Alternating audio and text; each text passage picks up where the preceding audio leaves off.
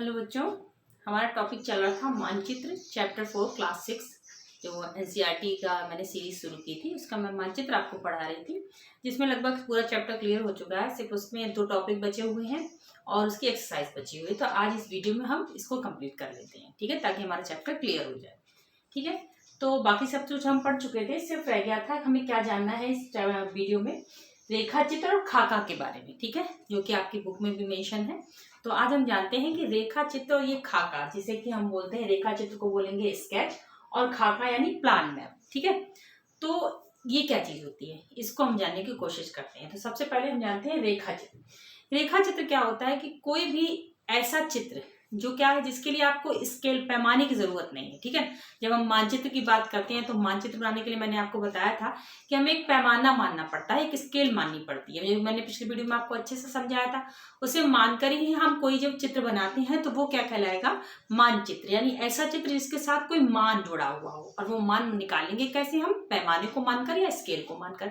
लेकिन रेखा चित्र के साथ ऐसा नहीं है। रेखा चित्र और मानचित्र में अगर डिफरेंस पूछा जाएगा तो आप यही बताएंगे कि मानचित्र के लिए हमें पैमाने की जरूरत होती है, जबकि रेखा चित्र के लिए हमें किसी भी पैमाने की जरूरत नहीं होती है।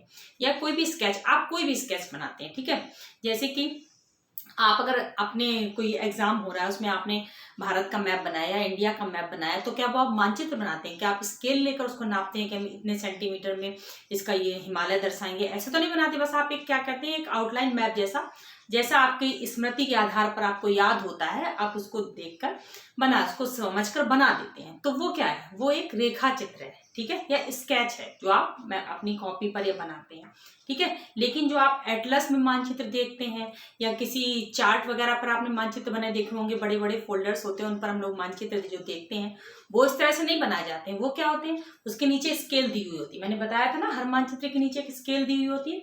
उस स्केल के आधार पर, किसी प्रोजेक्टर के आधार पर वो बनाए जाते हैं। किसी प्रोजेक्टर जो होते हैं उन पर जो मानचित्र बनते हैं वो स्केल मानचित्र होते हैं, तो वो मानचित्र कहलाते हैं। लेकिन जो हम लोग अपनी कॉपी में ड्रॉ कर देते हैं मानचित्र, या अभी मैं यहाँ पर अगर यहाँ पर भारत का मानचित्र बना दूं या विश्व का बना दूं, तो क्या वो मानचित्र कहलाएंगे? वो मानचित्र नहीं होंगे, वो एक प्रकार से रेखा चित्र होंगे, क्योंकि मैं उसके लिए कोई स्केल नहीं मानूंगी। मैं तो अभी यहाँ पर भारत का मैप ड्रॉ कर देती हूँ, तो वो क्या हो जाएगा, वो भारत का रेखा चित्र हो जाएगा। कहने के लिए हम उसे मानचित्र कहेंगे, लेकिन एक्चुअल में वो मानचित्र नहीं होगा। तो रेखा चित्र से मतलब आप समझे कि जो भी कुछ आप बिना पैमाने के ड्रॉ कर देते हैं वो क्या है, आपका रेखा चित्र कहलाएगा। ठीक है, बात समझ में आई? आप जैसे कि आपसे कोई पूछ देता है कि आप अपने स्कूल का और घर के बीच के रास्ता को ड्रॉ कर दीजिए, तो आप उसे बताएंगे पहले हम सीधे चलेंगे। जैसे आपने उसको कॉपी पर बताया कि पहले हम अपने घर से सीधे चलते हैं, फिर हम बाएं मुड़ते हैं, फिर हम दाएं मुड़ते हैं। इस तरीके से हम क्या करते हैं, एक ऐसे कोई भी इस तरह की इमेज जो है वो हम बना देते हैं। तो ये जो बनाई हुई इमेज है ये क्या है, वो है रेखा चित्र।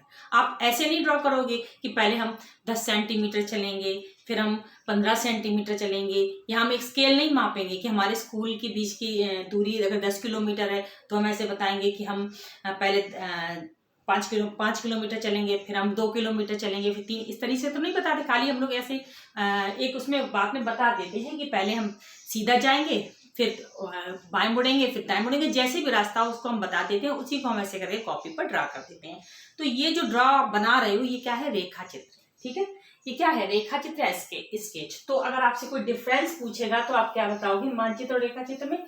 यही सबसे जरूरी डिफरेंस है। मानचित्र जो है किसी मान या स्केल के आधार मानकर ही बनाया जाएगा। जो आप कोई प्रोजेक्टर पर बना हो या एटलस वगैरह में जो भी देखते हैं वो सब मानचित्र है। लेकिन जो आप खुद ड्रॉ कर देते हो बिना किसी स्केल को माने हुए, तो वो क्या होगा, वो रेखा चित्र होगा या स्केच होगा। ठीक है, बात समझ में आ गई? वैसे आप जैसे अपने कभी कभी आपके ड्राइंग के पेपर में भी आप कोई, जैसे हम लोग जब छोटे थे तो हम लोग साड़ी का किनारा वगैरह बना देते थे, वो सब क्या है, वो एक तरीके के रेखा चित्र है। क्यों, उन्हें कोई पैमाना मानकर नहीं बनाते थे कि हम इतनी सेंटीमीटर की लाइन खींचेंगे, ठीक है, या हम इतने सेंटीमीटर का ही इतने ही एरिया में बनाएंगे कोई चीज, ऐसे तो नहीं बनाते थे। तो ये सब क्या है, रेखा चित्र है। ठीक, बात क्लियर हो गई? अच्छा, ज्योग्राफिकल उसमें मैंने आपको बताया, जब हम ऐसे ही कोई मैप ड्रॉ कर देते हैं कुछ भी चीज प्रदर्शित करने के लिए, तो क्या होता है, वो रेखा चित्र है। लेकिन अगर आप कोई पैमाना मानकर एक्चुअल भारत की स्थिति को पैमाने के द्वारा दर्शाएंगे तो वो मानचित्र होगा। ठीक, इसके बाद आता है खाका या प्लान मैप।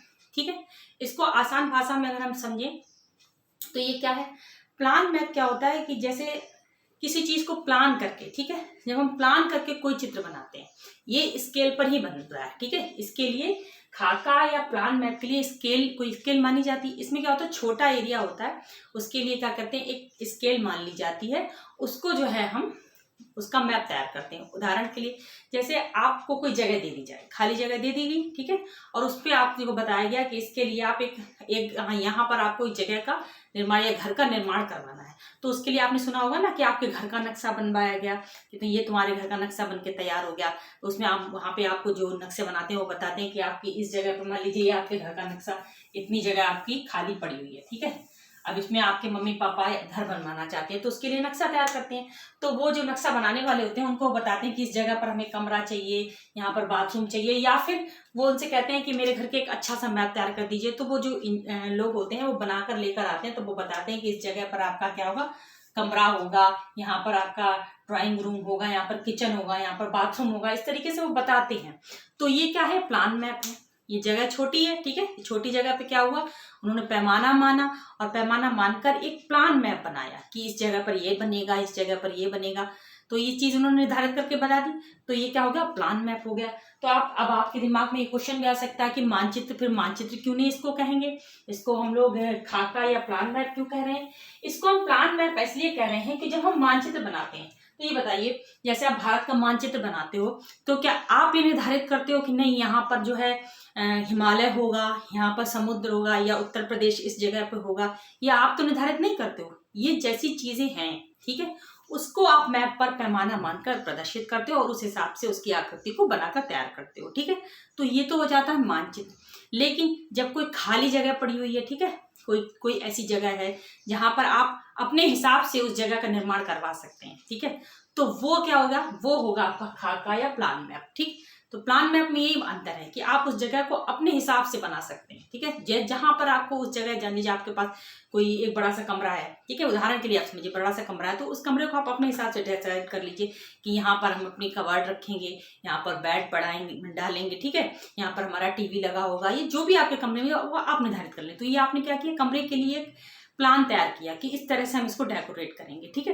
तो ऐसे ही होता है जैसे आपने आपके जो घर के नक्शे बनते हैं, आपका घर होगा या आपका स्कूल का मैप होगा, स्कूल बनाया जाएगा, तो वो एक मैप के आधार पर बनते हैं। वो जो मैप होते हैं वो प्लान मैप होते हैं, ठीक है ना, कि किसी भी जगह का आप अपने हिसाब से प्लान करके बना सकें तो वो क्या कहलाएगा, प्लान मैप कहलाएगा, ठीक है। इसके लिए पैमाना होता है और इसके लिए पैमाना मानना जरूरी है, ठीक है। आपसे अगर पूछ दी जाए कि आपके घर के जो कमरा है ये इसकी लंबाई चौड़ाई कितनी है, तो अगर आपके घर का मैप से बना है तो आप बता पाओगे कि हमारे कमरे की लंबाई चौड़ाई इतनी है। तो ये प्लान के साथ, या फिर आप जब मैप बनवाओगे या कमरा अपना घर बनवाओगे तो आप ये नक्शा जो बनाते हैं उनको आप बताओगे कि हमें इतने बाई इतने का कमरा चाहिए, ठीक है, इतने बाई इतने का किचन चाहिए। तो ये सारा क्या है, प्लान मैप के अंतर्गत आता है।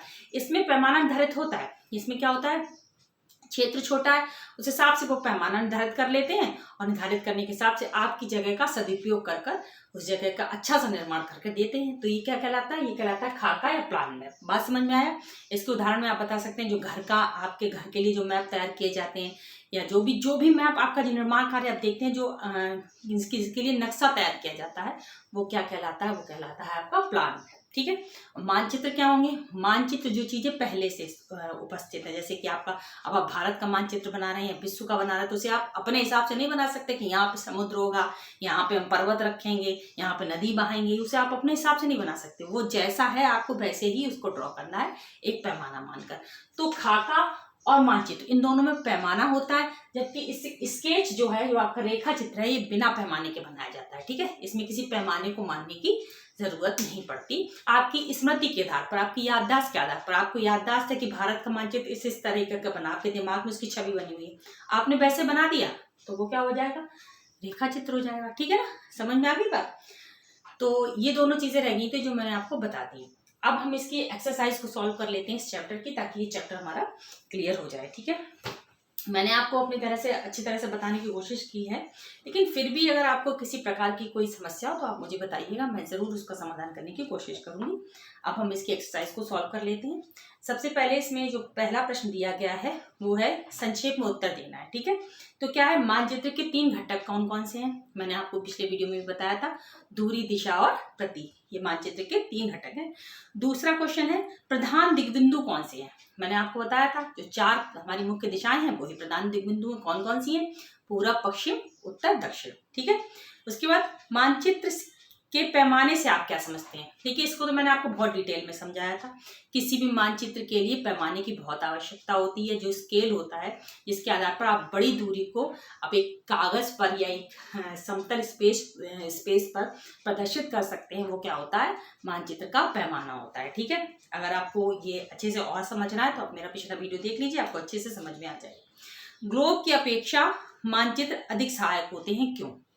ये भी मैंने पिछले वीडियो में आपको बताया था कि ग्लोब और मानचित्र जो है उनमें क्या डिफरेंस है और दोनों किस तरह से सहायक होते हैं, ये आपको क्लियर होगा। जो जो क्वेश्चन इसमें मैं पिछले वीडियो में अच्छे से बता चुकी हूँ उनको मैं नहीं यहाँ डिस्कस करूंगी। आप पिछला वीडियो देखिए, सारी बातें क्लियर होती जाएंगी। ठीक है, मानचित्र और खाका के बीच में अंतर बताइए।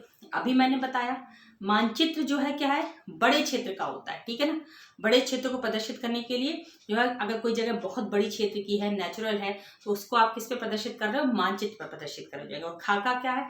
खाका छोटी जगह के लिए, जैसे हमें अपना घर का मैप बनाना है तो वो भी स्केल्ड होगा, मतलब वो भी स्केल पर ही होगा, पैमाने पर बने होगा। पर छोटी जगह के लिए जब जो हम किसी मानचित्र का प्रयोग करते हैं, मानचित्र बनाते हैं, प्लान के तहत बनाते हैं, तो वो खाका होता है। ठीक है, मानचित्र को आप प्लान करके नहीं बना सकते हैं, ठीक है ना, ये ध्यान रखिएगा। लेकिन जो खाका या प्लान मैप है, इसे आप प्लान के तहत बना सकते हैं, जैसे कि आपका घर का नक्शा। ठीक है, उसके बाद क्या है आपका अगला क्वेश्चन है कि क्या कौन सा मानचित्र विस्तृत जानकारी प्रदान करता है?